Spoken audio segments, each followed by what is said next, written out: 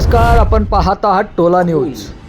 Malegaon Nanavati petrol पंपाजवळ खून. मालेगाव बनत चालले बीड. आठवड्यातील तिसरी घटना.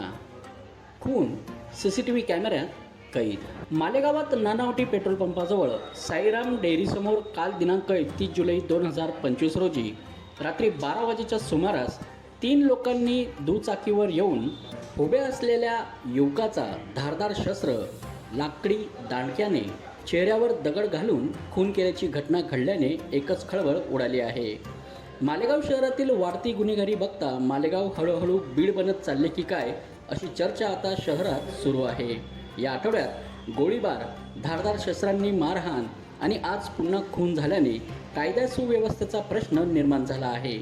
नितीन अर्जुन निकम असे खून झालेल्या तरुणाचे नाव असून तो भीमनगर आयशानगर येथे राहत होता. तो मनपा कर्मचारी असल्याचे समजते.